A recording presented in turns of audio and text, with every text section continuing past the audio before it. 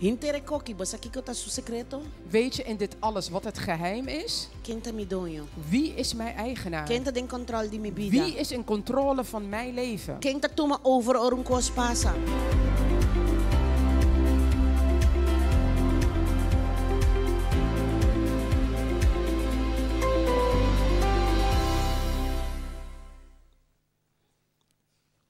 Outro coisa importante. Nog wat anders dat heel belangrijk is. Nós precisamos a armadura de Deus. We moeten leren om een wapenrusting van God aan te doen. Per completo. En dan de volledige wapenrusting. Não vou bem completamente. Ik kan het vanochtend niet volledig doornemen. Je moet ook weten em que território me tá. op welk territorium ben ik. Velen van ons nós tá atrás, certo caminho nang. Werken op bepaalde plekken. Den barrio nang. In de buurten. Nós tá biba certo caminho nang. We wonen in bepaalde wijken. Nós tá bem de certo cultura nang. We komen of zijn afkomstig van bepaalde culturen. Maar nós não tá consciente. Maar we zijn ons daar niet bewust van. Também de certa família. Ook uit bepaalde familie. Por exemplo. Bijvoorbeeld. Bota tra een hospital. Je werkt bij het ziekenhuis. Território de que tem medo de espírito de medo, espírito de maleza. Een gebied waar er heel veel angst is, angst voor ziekte, heel veel ziekte. Gente tem medo de morrer. Mensen zijn bang om te sterven. Mijn espírito de duda. Geest van twijfel. Assim nós op costa manifestar. En zo zijn er een heleboel andere dingen die zich daar manifesteren. Mensen die in de gevangenis werken. Gevangenis van volwassenen en van kinderen. Waar er vaak boosheid is. Dolor. Pijn. Rebellie. Peliger. En ook gevaar. Diegene dat aan een centro nang kami natingin nang ku problema psicológico y spiritual. Er zijn mensen die werken bij bepaalde centra of instellingen waar mensen geestelijke problemen hebben. Lugaran de rehabilitación. Instellingen waar er rehabilitatie plaatsvindt. Kami dat desesperar. Waar men wanhopig is. Sin esperanza. Zonder hoop. Reina. Dat zijn de dingen die regeren. Zona de desastre. Por exemplo, bota bij Juda zona de desastre. Een rampenzone. Je gaat bijvoorbeeld helpen waar er rampen zijn gebeurd. Of Of iemand die werkt waar er constant ruzie en frictie is. Of continuamente tem peligro. Of continu is er gevaar. Wanneer je in zulke plekken of instellingen werkt. Het is heel makkelijk om nonchalant te worden. En die geestelijke atmosfeer te aanvaarden als iets dat normaal is.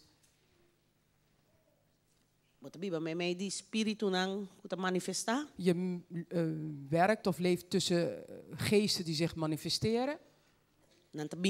Ze komen op je af. En als je niet oplet, dan leef jij ook vol angst. Je hoort van een heleboel ziekte af en je wordt bang dat jij ook ziek wordt of doodgaat. Sorry? Je denkt dat je zelf ook allerlei ziekten hebt. De hele dag ben je bezig mensen te analyseren op psychologisch gebied. Je begint angstig te worden. Je laat niet meer toe dat de geest van God je leidt. Maar je bent ook in die plekken en je bindt die machten niet. En je denkt, oh, maar dan moet ik de hele dag door geesten lopen binden. We blijven dan nou niet doen. En kijk. En dan ben je de hele dag bezig met omgang met ze. Zonder met ze te dealen.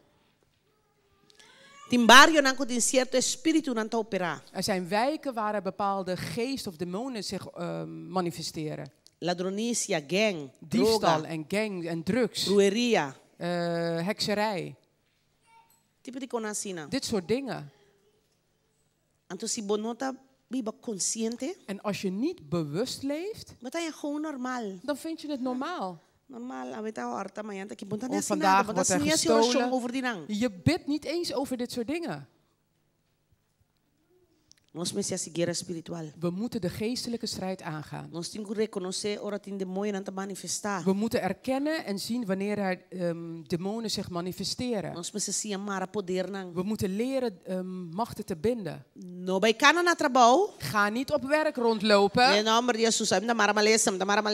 bind ik de ziekte. Nee. Dat moet je niet doen. Dat is niet wat je moet doen. Ga niet spastisch of raar doen. Anders hebben de demonen je al gebonden. Dat is niet wat je moet doen. Je moet weten dat je op een gebied bent waar er manifestaties zijn. En je moet weten dat jij in controle bent. Want anders, in plaats dat je zegt, ik bid deze demon van geest, van dood. Of ik bind al deze wanhoop dat er hier is. Je beseft je dat er een geest aan het opkomen is. In plaats wat dit gebeurt, in plaats van te bidden, zeg je, oh, die persoon gaat bijna dood. Oh, die wordt nooit meer beter. Oh, zometeen gaan ze elkaar doden. Oh, wat raar. Vandaag heeft niemand elkaar gedood. In plaats dat je denkt, hier ben ik nu, terwijl ik hier ben, is er verandering. Terwijl ik hier ben, is er leven. Terwijl ik hier ben, kan de geest van God zich openbaren. Want wie ben je? Ik loop langs. Ik zie een ongeluk gebeuren. Ik zie een ambulance. En ik zeg, Heer, bewaar dit leven. Niet zomaar om wat te zeggen. Misschien kom ik nooit te weten. Maar met overtuiging zeg ik, Heer, behoed dat leven. Ik ga naar het ziekenhuis. Soms ervaar je de geest van dood. Er zijn mensen die aan het strijden zijn met de dood. En dat wordt het een depressieve sfeer. Hetzelfde ook in de gevangenis. Ik ga wel eens naar de gevangenis en soms als de deur achter je sluit, is het zo onplezierig. Zelfs als je op bezoek gaat. Stel je voor, stel je eens voor als je daar moet blijven. Of daar dagelijks werken.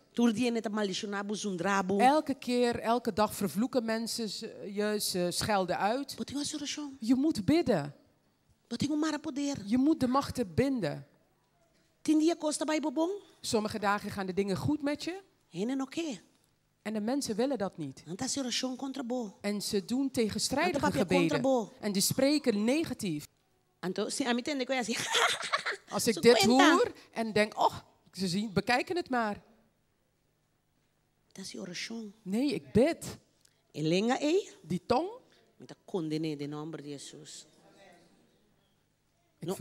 Niet de persoon. Die tong.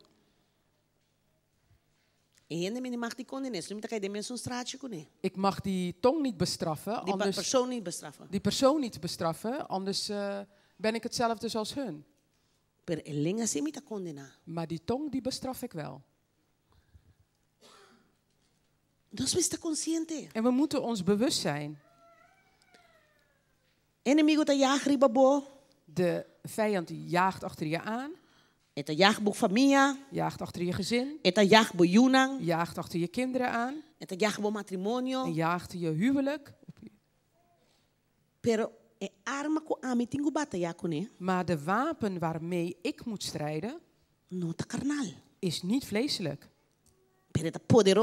Maar het is wel machtig. In al die dingen die tegen me opkomen, bijvoorbeeld in mijn huwelijk, tegen mijn gezin, mijn relatie, mijn vriendschappen. Ik heb de macht om ze te vernietigen. Maar omdat wij passief zijn, en we denken dat er niets gaande is, doen we niets. Tot het moment dat we de dingen verbroken zien. Maar dan is het al te laat. Amen. Amen. Como hoe strijd ik? Oração. De Bijbel zegt om te bidden. Mattheus 18. Versículo 19. Vers 19.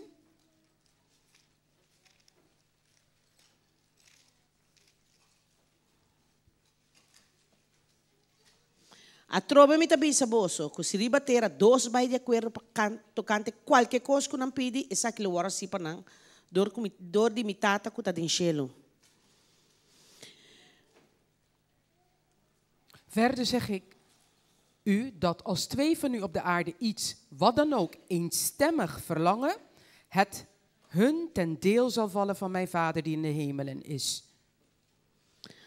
Nós pensamos oração. We moeten bidden. Deus está contestando oração. God beantwoordt gebeden. Vai de acordo destruir força de inimigo. Ga eenstemmig en vernietig de macht van de vijand.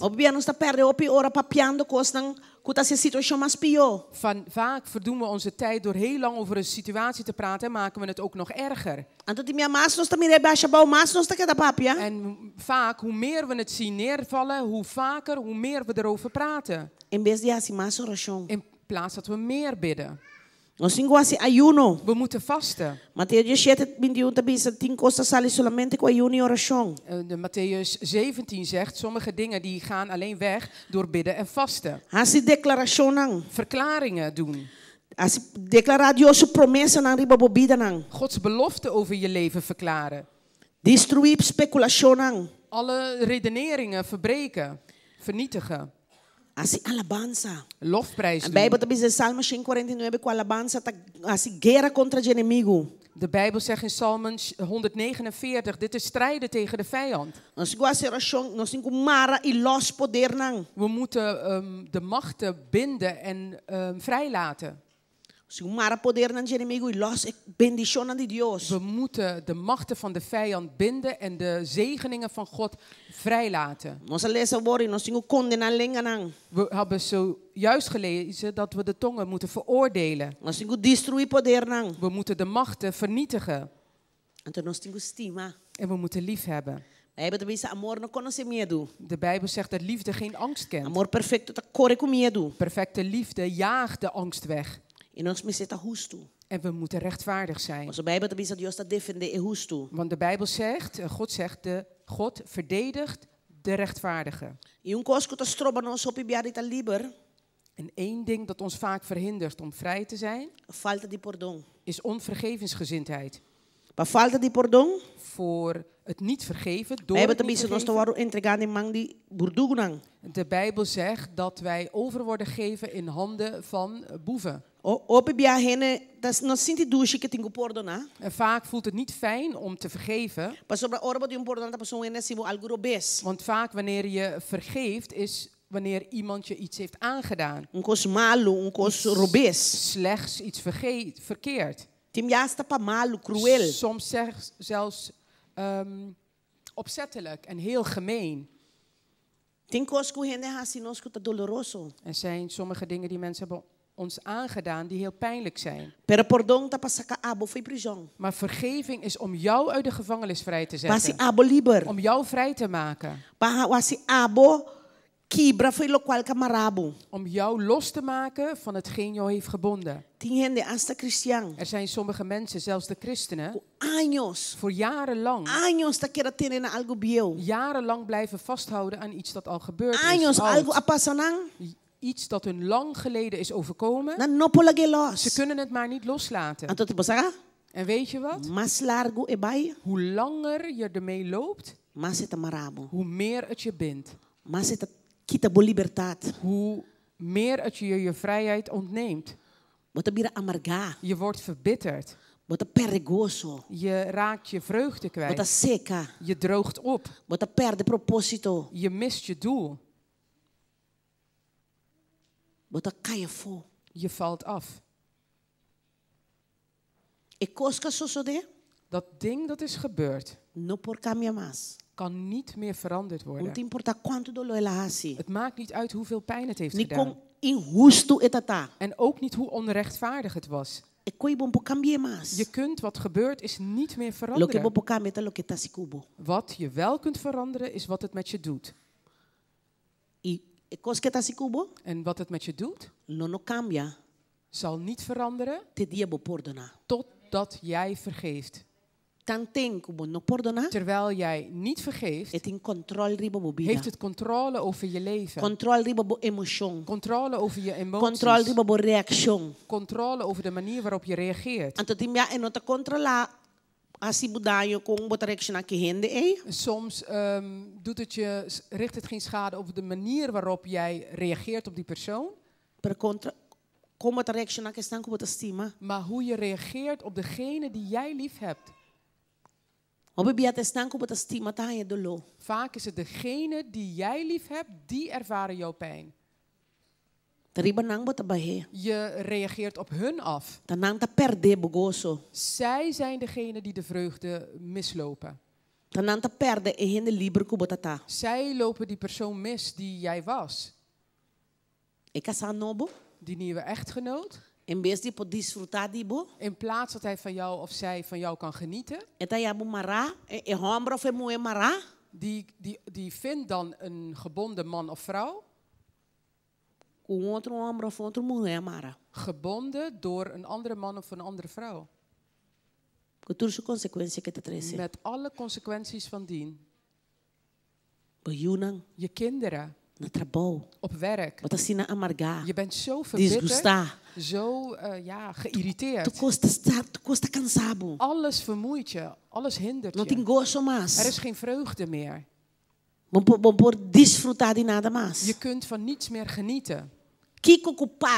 Wat maar ook lijkt op die situatie. Heeft je al gebonden. Als iemand alleen maar praat zoals die persoon praat, dan ben je al angstig geworden.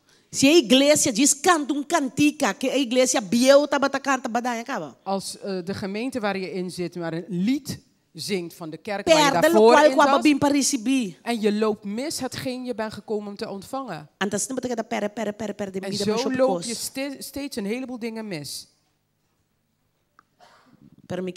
Maar ik wil dat je weet. Ik wil dat je je herinnert. Ik wil dat je voor jezelf verklaart. Het is voor vrijheid heeft Jezus me vrijgezet. Ik ben niet bereid om de oude dingen me te laten binden. Om gecontroleerd te worden door wat mensen me hebben aangedaan. Er zijn mensen door één teleurstelling hebben niemand meer vertrouwd. Een man heeft je teleurgesteld. 2 mannen hebben je teleurgesteld. 3 mannen hebben je teleurgesteld. Het zijn niet alle mannen op deze wereld.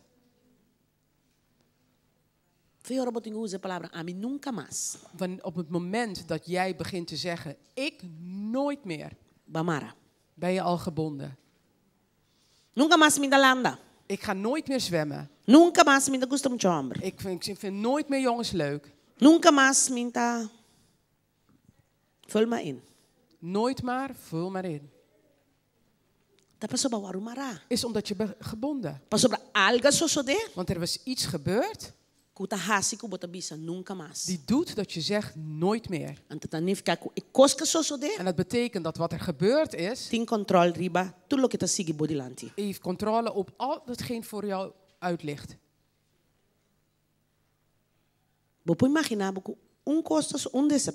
Je kunt je voorstellen dat 1 teleurstelling mijn toekomst kan bepalen. Ik vertrouw nooit meer.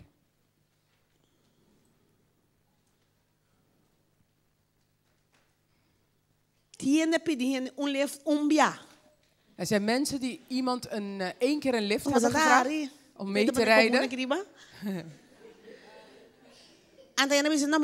En die persoon heeft gezegd, nee, ik kan niet. Ik vraag nooit meer een lift met iemand. Iemand heeft me wel eens gevraagd om iets mee te nemen naar Nederland. En ik kon niet. Amin te pedir nunca más nada. Amin gusta ahora en bisa amin no, wel bokwenta. I'm sorry. En no te mara amin sino. En ik hoorde die persoon zeggen, ja, ik vraag nooit iemand iets om mee te nemen. En jouw zaak, ik ga niet gebonden worden. Als jij het uitspreekt en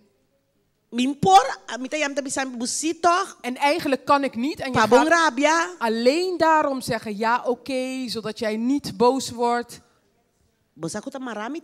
Weet je dat ik dan gebonden ben? Weet je hoe vaak we zo gebonden worden? Je zegt ja, omdat. En dan heeft die persoon je gecontroleerd. Je wilt nee zeggen. Je hebt het recht om nee te zeggen. Je mag nee zeggen. Nee, de vorige keer raakte die persoon boos. De persoon controleert de volgende keer. En dan controleer die persoon de volgende keer. Bosaku pa cultura. Weet je, vanwege cultuur, waar raken we snel gebonden? Want we houden ons heel vaak bezig met wat zal iemand denken. Dat mensen niet boos worden. En de andere kant is onze cultuur. We worden boos, we manipuleren, we trekken zo'n gezicht. En ik klap dicht. Ik ga dan raar doen. Zodat je dan mij lief komt aankijken. Dat je het niet in je hoofd haalt en andere keer weer nee te zeggen. Weet je dat manipulatie ook bindingen zijn?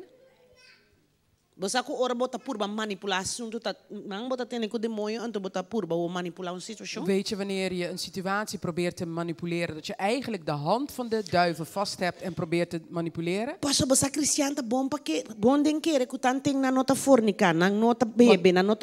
Want christenen zijn heel goed in het geloven, zolang ze geen ontucht plegen, niet roken en niet drinken, dat ze niet gebonden zijn. Vanaf het moment er geen vrijheid is, zijn er bindingen.